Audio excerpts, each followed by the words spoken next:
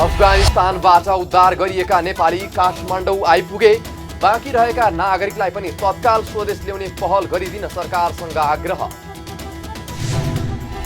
अनियमितता र भ्रष्टाचार नगर्न प्राधिकरणका कर्मचारीलाई ऊर्जा मन्त्री भूषालको निर्देशन।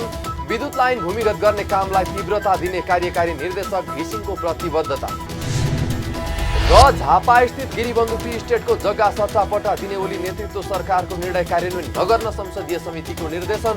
सरकारको निर्णय कानुन विपरीत भएको ठहर। हामी छौं पल पल तपाईसँग,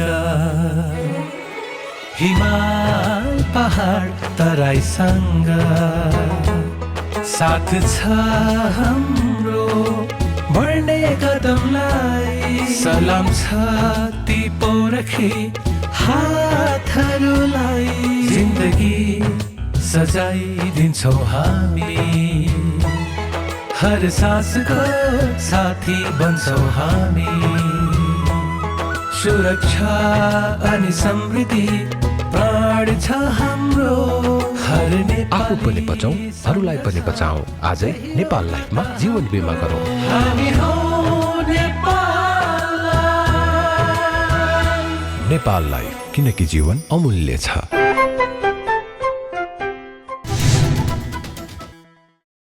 नमस्कार, कारोबार समाचारमा स्वागत छ। अब समाचार विस्तारमा। अफगानिस्तानको राजधानी काबुल स्थित अमेरिकी राजदूतावासमा सुरक्षा गार्डको रूपमा कार्यरत मध्ये 118 जना नेपाली उद्धारपछि काठमाडौँ आइपुगेका छन्। अफगानिस्तानमा तालिबानले सत्ता कब्जा गरेपछि त्यहाँ स्थित अमेरिकी दूतावासमा कार्यरत 118 जना नेपाली र 9 जना भारतीय नागरिक गरी 127 जनालाई अमेरिकी सरकारले उद्धार गरी चार्टर उडान मार्फत नेपाल पठाएको हो। उनीहरू अफगानिस्तानको राजधानी काबुलबाट दोहा कुवेत हुँदै मंगलबार बिहान काठमाडौँ आइपुगेको परराष्ट्र मन्त्रालयले जनाएको छ। अफगानिस्तानबाट स्वदेश फर्किएका नागरिकहरूले अमेरिकी दूतावासमा रहेका कारण आफूहरूलाई समस्या नभएको प्रतिक्रिया दिएका छन्। धनगढीका कृष्ण तामाङ बाहिर समस्या भए पनि अमेरिकी दूतावासमा कुनै समस्या नभएकोले गाह्रो नभएको बताउनुहुन्छ। उहाँले अमेरिकी दूतावासमा अन्य स्थानको भन्दा सुरक्षित रहेको पनि प्रतिक्रिया दिनुभयो।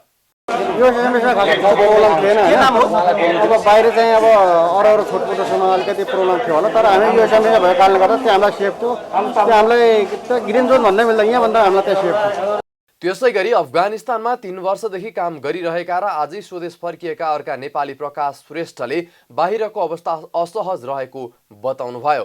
उहाँले दूतावासमा रहेकालाई स्वदेश फर्किउन्जेल केही नगर्ने भनिएकोले त्यति असहज नभएको बताउनुभयो। एरियामा चाहिँ अलि उनै छ, भित्र एमबिसीमा चाहिँ उनीहरूले पनि केही पनि गर्दिन भनेको छ। जबसम्म तपाईँहरू यहाँबाट जानुहुन्न तबसम्म हामी चाहिँ तपाईँहरूलाई केही गर्दैनौँ भनेको छ। त्यस्तै स्याङ्जाका इन्द्र पौडेलले आफू एम्बेसीमा रहेकोले बाहिरका नेपाली साथीहरूको बारेमा खासै जानकारी नरहेको बताउनुभयो।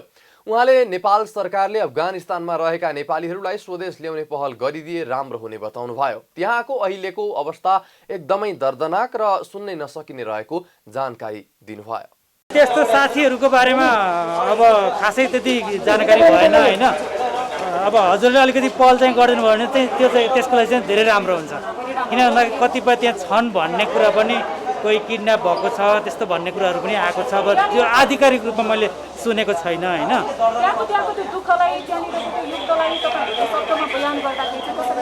एकदमै दर्दनाक छ, सुन्नै नसक्ने देख्नै नसक्ने त्यस्तो खालको छ। उहाँले काबुलमा आफू बाध्यताले जानु परेको भन्दै त्यस्तो ठाउँमा नजाँदा नै राम्रो हुने सल्लाह दिनुभयो। अफगानिस्तानमा तालिबानले सत्ता लिएपछि त्यहाँ रहेका विदेशीहरू स्वदेश फर्किने क्रम जारी रहेको छ।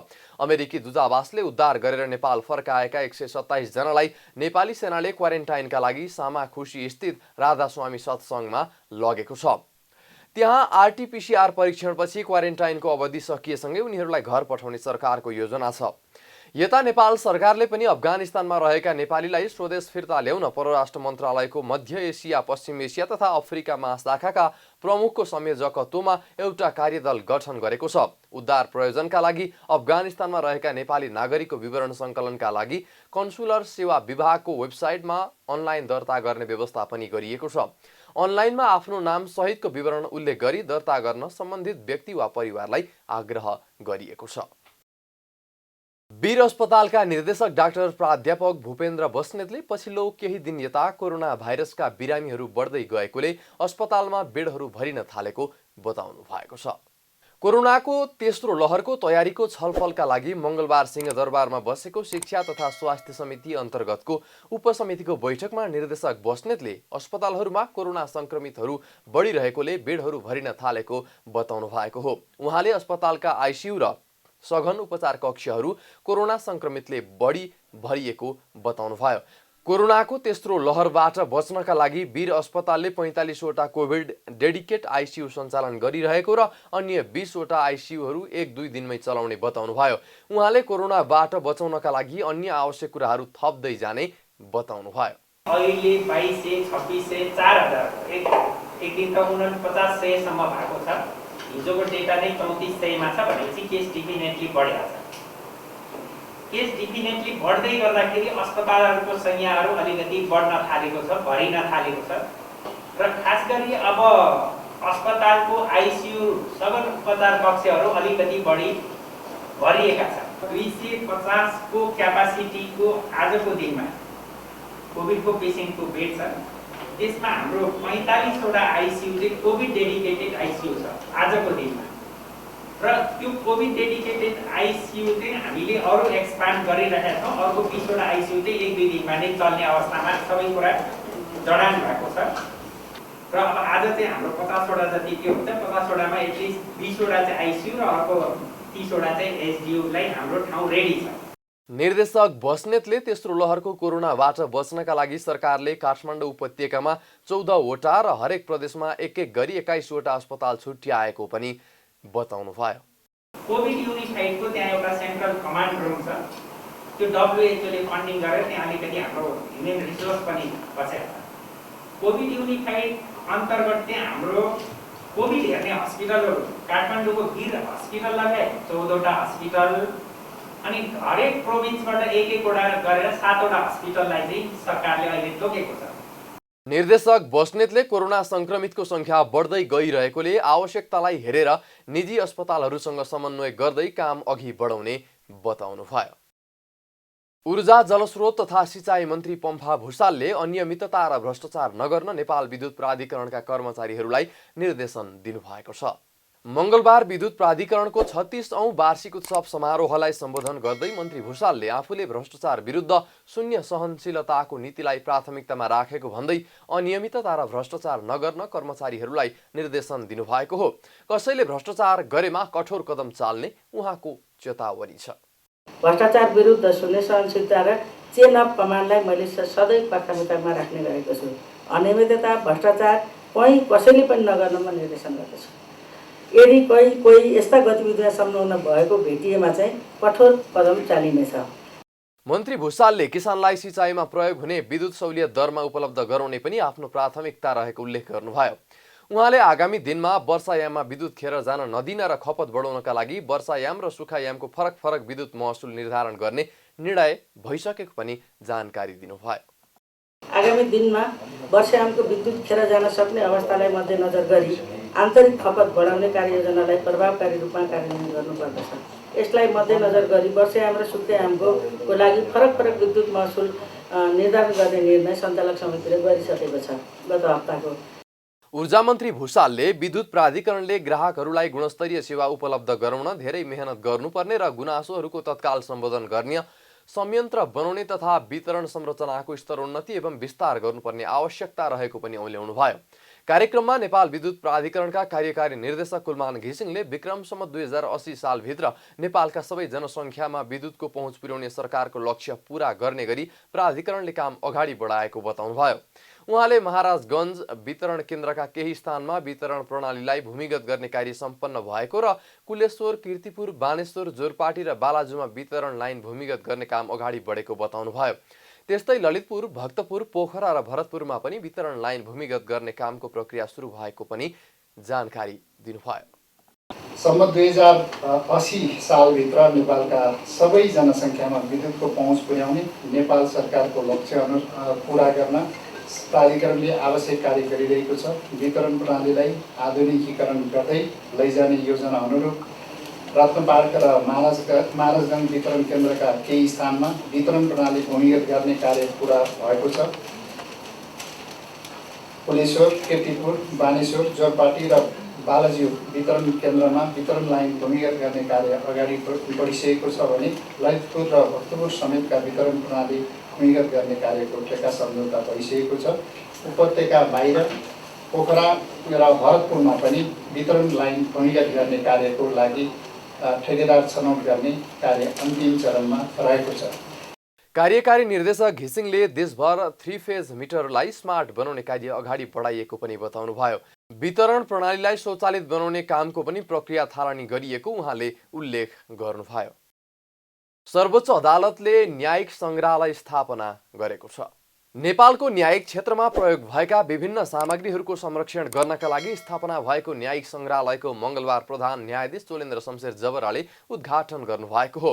न्यायिक सङ्ग्रहालयमा न्यायिक इतिहासलाई जीवन्त राख्ने सामग्रीहरू, तत्कालीन फैसलाहरू, आदेश, तत्कालीन न्यायाधीशहरूले प्रयोग गरेका पोशाक लगायतका सामग्रीहरू लगायतका विभिन्न 15 प्रकृतिका 350 वटा सामग्रीहरू सङ्ग्रहालयको प्रदर्शनी कक्षमा राखिएको सर्वोच्च अदालतका सह रजिस्ट्रार बाबुराम दाहालले बताउनुभयो।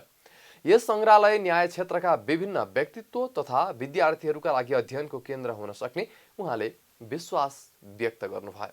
न्यायिक इतिहासलाई जीवन्त राख्ने सामग्रीहरू, तत्कालीन फैसलाहरू, मान्य न्यायाधीशहरूले प्रयोग गरेका सामग्रीहरू अनि पहिलो पटक चाहिँ न्यायाधीश हुने व्यक्तिहरूबाट सङ्कलित सामग्रीहरू अथवा न्यायपालिकाको लागि पहिलो र जीवन्त जुन इतिहासलाई अहिले जीवन्त ढङ्गले हेर्न सकिन्छ त्यो सामग्रीहरू 350 प्रकारका सामग्रीहरू सङ्कलन गरेर करिब 15 वटा प्रकृतिका सामग्रीहरू प्रदर्शनमा राखिएको र यो एउटा विशेष न्यायिक इतिहासको पहिलो र विशेष कार्यक्रम रहेकोले यसको समुद्घाटन सामान्य प्रधान न्यायाधीशबाट आज सम्पन्न भएको छ। यस सङ्ग्रहालयभित्र चाहिँ नि अहिले हाम्रो स्थान अभावको कारणले गर्दाखेरि 15 प्रकारका सामग्रीहरू हामीले राखेका छौँ। तैपनि हामीसँग सङ्कलित 350 वटा सामग्रीको प्रतित्व गरेर त्यहाँ राखेका छौँ। यसलाई चाहिँ हामीले थप प्रभावकारी र थप यसलाई विस्तार गरेर चाहिँ नि न्यायिक सङ्ग्रहालय वास्तवमै न्यायिक इतिहासलाई झल्किने गरी चाहिँ यसको व्यवस्थापन गर्ने र यसको जुन यसकोमा चासो राख्ने हाम्रा न्यायकर्मीज्यूहरू, न्याय प्रशासनका अधिकृता कर्मचारी साथीहरू र समग्र कानुन व्यवसायहरू र यसमा चासो राख्ने जो कोही कानुनका विद्यार्थी अथवा अन्य क्षेत्रका विद्यार्थी समेत यसलाई चाहिँ भिजिट गरेर जानकारी लिन सक्ने र योबाट चाहिँ नेपालको न्यायिक इतिहास कस्तो थियो भन्ने कुरामा चाहिँ नि उहाँहरूलाई चाहिँ एउटा चाहिँ जानकारी लिने जुन उत्सुकता थियो त्यो सङ्ग्रहालयले चाहिँ त्यो उत्सुकतालाई केही हदसम्म चाहिँ सम्बोधन गर्न सफल भएको मानिएको छ। यस सङ्ग्रहालयको पूर्वाधार निर्माणका लागि 22 लाख रुपैयाँ खर्च भएको छ। झापा स्थित गिरिबन्धु टी स्टेट प्रालीको स्वामित्वमा रहेको जग्गाको सट्टापट्टा सम्बन्धी मन्त्री परिषदको निर्णय कार्यान्वयन नगराउन संसदीय समितिले सरकारलाई निर्देशन दिएको छ। संघीय संसद प्रतिनिधि सभा अन्तर्गतको कृषि सहकारी तथा प्राकृतिक स्रोत समितिको मङ्गलबार सिंहदरबारमा बसेको बैठकले केपी ओली नेतृत्वको अघिल्लो सरकारले सो कम्पनीको स्वामित्वमा रहेको जग्गा सट्टापट्टा गर्न स्वीकृति दिने निर्णय संविधान र कानुन विपरीत रहेको निष्कर्ष निकाल्दै कार्यान्वयन नगराउन सरकारलाई निर्देशन दिएको हो। ओली नेतृत्वको अघिल्लो सरकारले जाँदै झापा स्थित गिरिबन्धु टी स्टेटले हदबन्दी भन्दा धेरै राखेको जग्गा बिक्री गरेर कम्पनी स्थानान्तरण गर्न दिने निर्णय गरेको थियो। तर त्यो निर्णय भूमि व्यवस्था ऐन र भू उपयोग ऐन प्रतिकूल रहेकोले सो निर्णय कार्यान्वयन नगराउन सरकारलाई सचेत गराइएको समितिकी सभापति पूर्ण कुमारी सुवेदीले जानकारी दिनुभयो।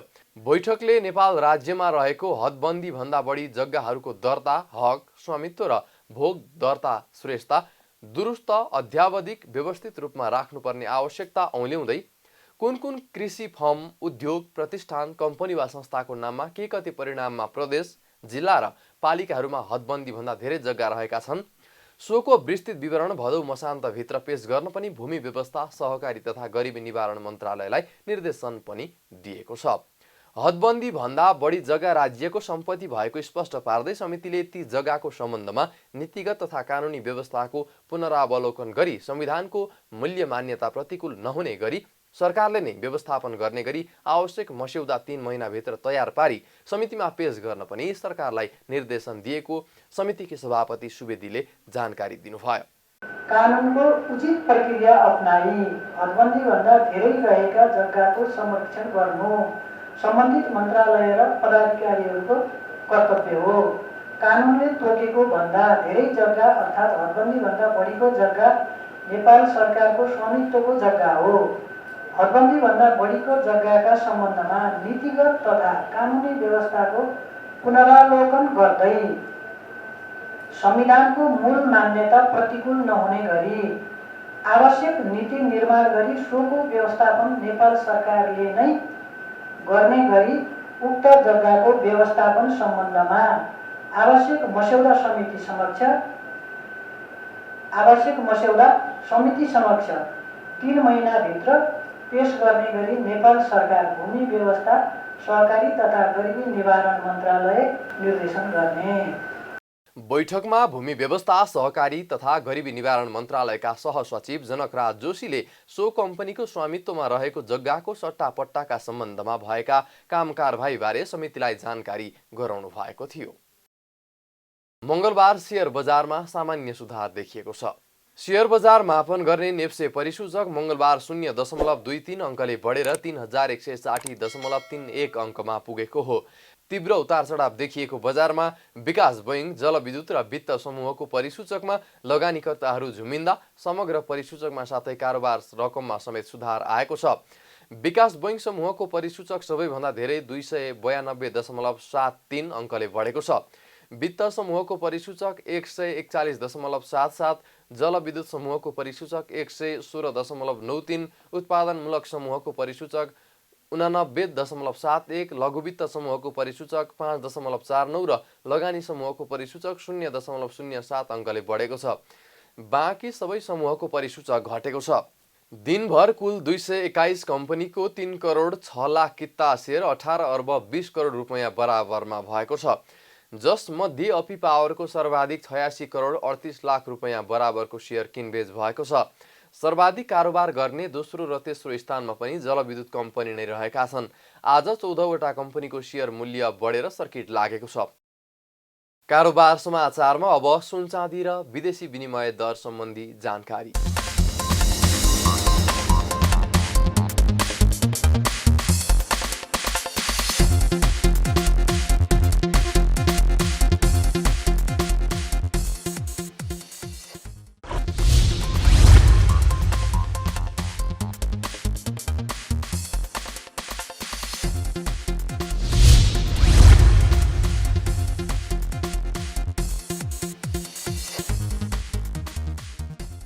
बिदा हुनु अघि अहिलेसम्मका प्रमुख समाचार फेरि एकपटक।